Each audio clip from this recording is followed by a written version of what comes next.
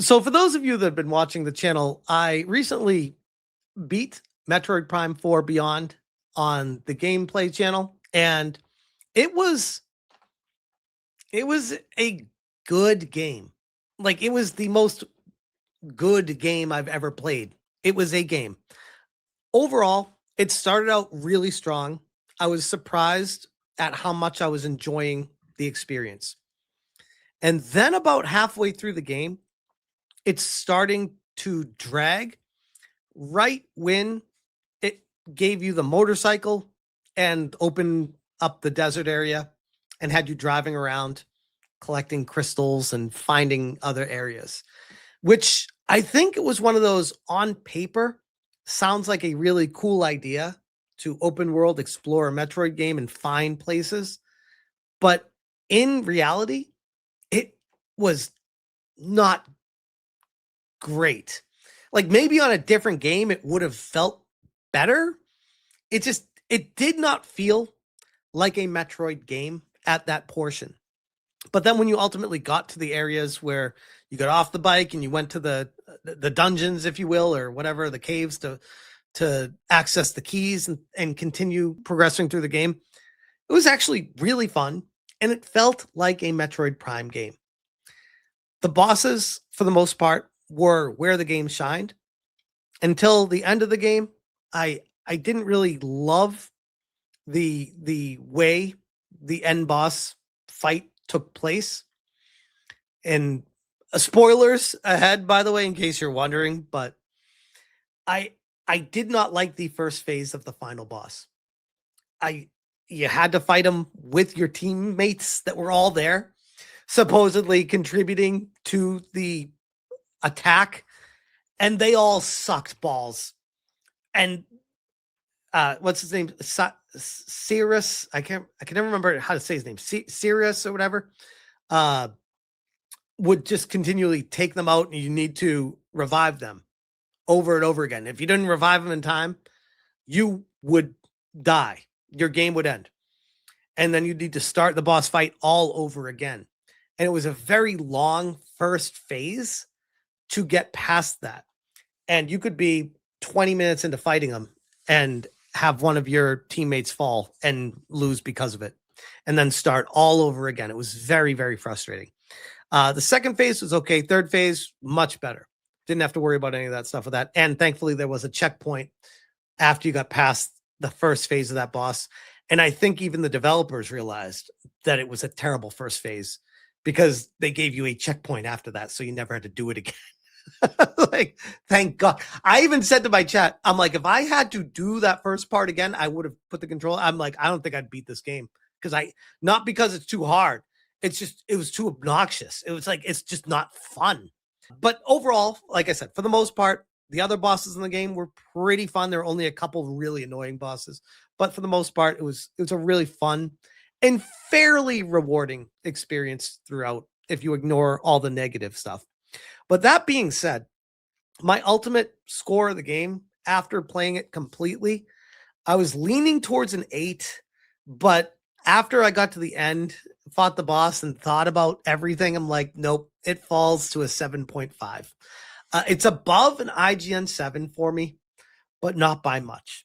But it's not an 8. It's not a game that's like, oh my God, everyone has to play this game. No, this is one of those, if you're a diehard Metroid Prime fan, yes, you should play it. It's not a bad game, but it's not a game you should go out of your way to play. And that's just being fully fair and transparent for my feeling on it. Now, with that all being said, after I was going to be giving my quick overview review of this, I saw this story come up today. And I found it fascinating because it speaks to all the issues I had with the game. Nintendo actually knew about and still moved forward with. IGN, Nintendo has said it was unwilling to backtrack on the design of Metroid Prime 4 Beyond's controversial open world hub, despite seeing changed attitudes to open world games, as the project had already been rebooted once already. The most frustrating part about all of this is the thing I say every time it comes to game development. Stop looking at what other people are doing and saying, oh, people like that now. Oh, people don't like this. They like that. Make your game. Stop trying to chase the people down. Make your game. The biggest issue is they went with the open world concept thinking that that's the direction games were going, thinking that, oh, because Zelda was doing so well and really just selling like gangbusters, everyone's talking about Breath of the Wild, Tears of the Kingdom. Games are amazing experiences, which they genuinely are. It's not Metroid. That's Zelda. They tried to make Metroid a Zelda game. It didn't work. It felt like you're in Hyrule Field, but it's a big desert. And you'd have to go to all these different spots that are just basically the shrines. You have to, like in Zelda, you had to travel around to all the shrines and go into them and, get to the end and solve the puzzles. They tried doing shrines in Metroid Prime 4. And I'm just like, why? Why is this Metroid is, whether it's Prime or just Metroid 2D, it's always been one interconnected massive map that you can go around and backtrack to other places. Creating a central hub never made sense. Whoever the person was in charge of designing that is an idiot. They absolutely moronic decision. They were trying so hard to get the Zelda audience to buy Metroid. And instead of just making a game for your niche and expanding it by word of mouth by, oh my God, you got to play this game. It's that good. They were like, no, we're going to throw a bigger net. You see this trend going out there a lot. Atlas is trying to do this now too. Throw a bigger net and catch more people in it instead of just focusing on what has worked in the past and why people love it so much. And ironically, the one thing they tried to do to get more people is what made everybody not like it. Make you think about it for a second. This comes to us from Famitsu, which is who IGN was referencing. This is the Metroid Prime 4 Beyond, the first new game in about 18 years. We want you to experience the highest level of graphics and lag-free gameplay among Nintendo games. This is an interview with the developers, and we're going to skip around through this. I read this earlier today, and there's some parts specifically that I want to focus on. After 8 long years since its announcement, Metroid Prime 4 Beyond has finally been released. How was this long-awaited latest title completed, and what was its goal? Nintendo's development team responded to an email interview, so we'll tell you about it. And this has been translated, so just bear with me. The project began when Nintendo of America requested development. They asked us to create a numbered Metroid Prime game, meaning the main part of the series. We wanted to create a game that would retain the essence of Prime while also delivering a new experience. At the same time, we wanted the story to center around the relationship between Samus and Cyrex, which we had planned to create someday. The request was to make a numbered version of the main story, which I will say, the Cyrex and Samus relationship was heavily unexplored in the game. When I got to Cyrex at the end of the game, I'm just like, I don't even know why he's mad at me. They didn't really explain much of this throughout the game. There was a couple brief appearances of him, and it was like mysterious. I thought there would be a little bit more of an explanation, but even if there's not, I don't play Metroid games for the storyline. I just think it's funny that they're like, oh, we really wanted to explore and center around the relationship between them. Great, you did, but it didn't make any sense, at least to me, which we had planned to create someday. The request was to make a numbered version of the main story. I wanted to create a game that would deliver a new experience while still retaining the essence of the game. Development team. The project changed development companies midway through, and Retro Studios decided to restart it. However, Retro Studios did not yet have the necessary systems in place to produce Metroid Prime, so we had to start by establishing this system.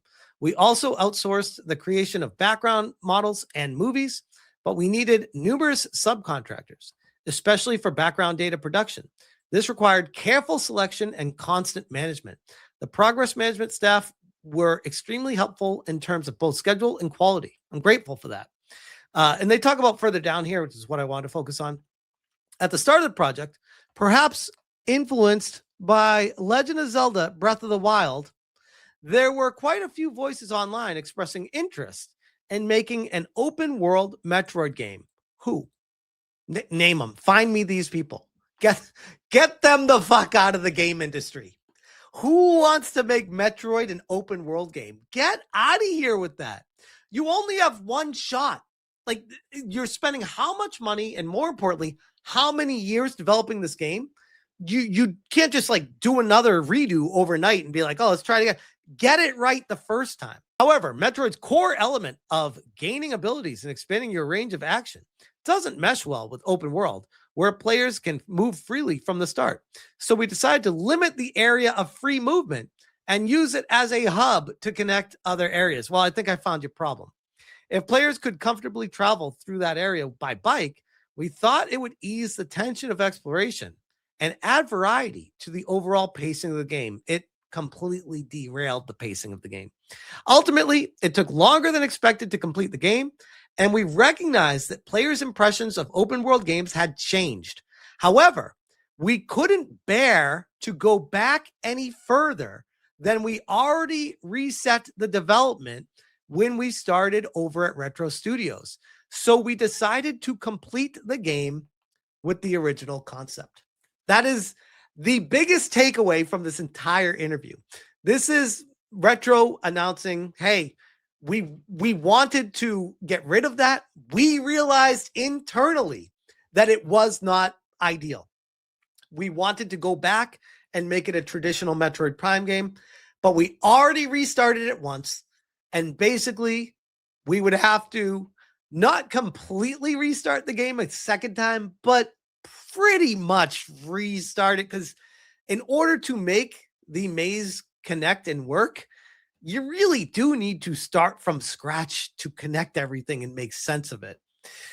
And it sounds like Nintendo was telling them, no, you're out of time. Get something out there. And I would argue it's probably because they really wanted to time this with the Switch 2 launch to have something big ready to sell for Switch 2 owners. Now, yes, I understand it's also available on the Switch 1, but people who want the latest and greatest and have been waiting 8+ years for this game would upgrade their console to get the latest and greatest Metroid, so they'd want it out for that in time for it. During this time, shooters and action games have evolved, especially with increased play speed. I don't care. I don't play Metroid games to keep up with the Joneses of what other games are doing. I'm genuinely not. If you do another original Metroid Prime, like, just think, they remastered it and everyone loved it. It was amazing. That didn't have anything to do with keeping up with the Joneses. It was literally just redoing the first game and making it widescreen and updating the graphics a little bit. But incorporating that would have made it difficult to maintain the tempo of an adventure game, so we didn't bother with it. In other words, I think it's a game that's almost completely unrelated to the changes of times. What is the meaning behind the subtitle Beyond? Perhaps due to the influence of open world, there were quite a few opinions on the internet saying, I want to try it. That was the biggest part of it. Development team on the technical side, I think it will let you experience the first-person adventure genre, which is quite unique. The graphics are beautiful. They in places they are, in other places they aren't. But yeah, overall, it's a competent graphical looking game for a portable Nintendo Switch console. Using textures with a huge amount of data, it maintains perfect 60 frames per second on the Switch and 120 on the Switch 2 edition, making the most of the hardware's potential. That's true. I did not notice any slowdown at all while I was playing the game. It was a very smooth experience. Even using the bike in the desert and stuff, there was never any hiccups or anything. So the gameplay was perfectly competent, but I find it fascinating that we have Retro Studios and Nintendo coming together in an interview here, being like, yeah, let me translate for what they were saying is, yeah, we knew it's shit, but we weren't going to start again on it. That's what I got out of this. And yeah, that was my feeling when I played it. Is it's a good game. The open world, quote unquote, area that you created is shit. It's terrible. The green gem collection is padding. The game should have been an 8.5 hour, 9 hour game. It took me like 14 hours. Much of that was just driving around in circles collecting green gems. It was mind-numbingly boring towards the end of the game, and it felt like padding. You should never have a game that you're playing, getting towards the end of it, feeling like this is padding. And I was even talking to my chat while I was streaming. I'm like, this doesn't even feel natural. This feels like they just tacked this onto the game to add gameplay time to the overall time.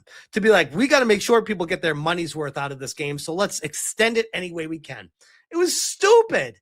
Just give me an 8-hour experience without the fluff. I would much prefer that. And I'd even say that I would want to 100% that. I'd want to explore it. The game dragged on so long that I don't even want to go back to it. I'm like, great, I beat it. I'm done with it. Moving on to the next game because I don't want to deal with the padding again. I don't have time for that. Who has time for that these days with how many great games that are coming out? This drives me insane. But yeah, in summary, the game is a competent Metroid game. And that's really it. If you're a diehard Metroid gamer and you love the series, you will find joy in Metroid Prime 4. If you are not familiar with Metroid and you're not sure, I would not recommend playing it. There's so many other games I'd recommend in front of it. And that pains me to say, being a massive Metroid fan, it was a competent game, but man, only if you've played the other ones that does it even matter. Otherwise, don't even bother. But yeah, I'll leave that one there. We got nobody for the 2. Here's the green crystals you forgot to get early. Thank you. Thank you for the green crystals, nobody.